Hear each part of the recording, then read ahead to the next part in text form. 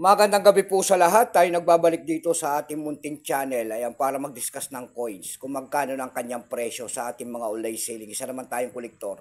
Magandang gabi po sa lahat ng ating mga numismatis po at mga kolektor po ng Pilipinas kung saan kayo dako ng mundo po.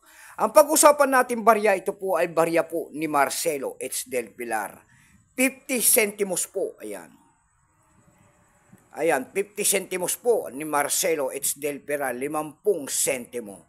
Pagkatalikod naman po, makikita nyo po ang isang imahe ng 1967. And then kanyang selyo po na luma ng ating BSP. Ayan, makikita nyo po dyan na isang leon at saka isang agila. Ayan, at saka tatlong bituin. And then Republika ng Pilipinas. Ayan. Ang simbolo po ng leon na yan ay simbolo po ng Espanya. Yung agila po, simbolo po ng Amerika. Yung tatlong bituin po, nasagisag sa atin yan. Luzon, Visayas, Mindanao. Ayan. At lumang selyo po. Tingnan natin ang kanyang presyo kung magkano ng kanyang halaga sa ating mga online selling. Kasi yung mga nagsasabi dyan, yung mga ibang vlogger, sabi niya, bilhin niyo daw ng 10K yung akin na panood. Ayan, huwag kayong magpapaniwala sa mga ganyan mga vlog. Ayan, hakot views lang yung mga ganyan. Ito po ay tignan natin, ayan, kung magkano ng kanyang halaga. Pero bago yan, tayo magpapasalamat muna sa lahat ng tagapagsubaybay dito sa ating munting channel. Lalo-lalo na ang aking mga subscriber dyan. Thank you so much sa inyong lahat. Mabuhay po kayo and God bless. Ayan, maraming salamat din po sa nanonood sa ating FB page. Ayan, lahat po na nakapalo sa aking FB page, thank you so much sa inyong lahat at magandang gabi po. Ayan. Yun naman po, hindi pa po nakapag-subscribe dito sa ating munting channel. Anyayaan ko lang sana kahit malaking tulong na po bagay sana ang inyong magagawa. Tulad ng pagpindot ng ating subscribe button, like and share. Para ma-update ko kayo sa mga bago ko pang gagawin mga video. Ayan, malaking tulong na sa atin yung mga ganyang mga bagay po dito sa ating munting channel. Ayan, tingnan natin ang kanyang presyo kung magkano na. Hindi yung sinasabi nila na bilhin niya ng 10K. Naku, huwag kayong mapapaniwala. Ayan, tingnan natin ito. Ayan, kilalanin mo muna natin siya bago natin makita ang kanyang presyo. Issue po nito ay Philippines po.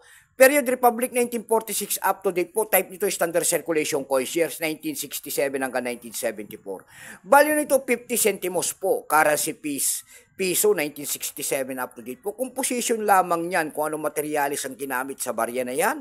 Yan po ay nickel brass. May bigat lamang 8 grams, may habang 27.5 mm. May kapal po naman itong 1.95 mm. Hugis po, bilog, orientation niya na coin alignment. Itinigil naman ang paggamit sa barya na ito ng Pilipinas noong January 2, 1998. Number N-4515. Reference number KM-200. Ayan, ito pong year 1967 na ito po ay Philadelphia Mint. Minted in 1968 kung tawagin nila. Ito po ay 41% lamang. Ayan. Kung ilang piraso naman ang pinagawa sa barya na ito, kasi ito po ay Philadelphia Mint. 20 million ang pinagawa ng ating bansa sa barya na ito. 20 million exactly po, walang butal. May price na rin po yan doon sa ating nimista kung tawagin nila ng ating mga kolektor. Yung kanyang verify po kung tawagin nila ay nagkakahalaga po ng 17 pesos. Yung kanyang verify naman ay 36, extra fine po ay 47. Ayan, almost uncirculated 47 din. Dako naman tayo sa kanyang mga presyo sa ating mga online selling. Ayan, doon sa ating eb.com na platform po, bintahan po ng coins pandaigdigan. Ayan, eb.com. Sa eb.com po, mayroon tayo nakita ang nakapaskil doon na nagbebenta nito ng $8.96.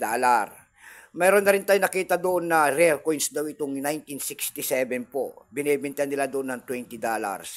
Mayroon naman tayo nakita pinakamababa doon na nagbebenta nito ng $2.99. Dako naman tayo sa Carousel PH. Ayan. Sa Carousel PH naman po, mayroon tayong nakita nagbebenta doon na ang seller po ay si internally. Dalawa pong ganito po, year 1967, binebenta niya po ng 1,900 pesos. Meron naman tayong nakita doon na 4 pieces po nito. Ayan, binebenta niya rin po ng 250 pesos lamang. Ayan, ang pinakamababa po na nakita natin doon na bintahan nito ay 60 pesos na. Ayan lamang po ang ating may babaging kanyang presyo. Keep safe po sa natin. God bless.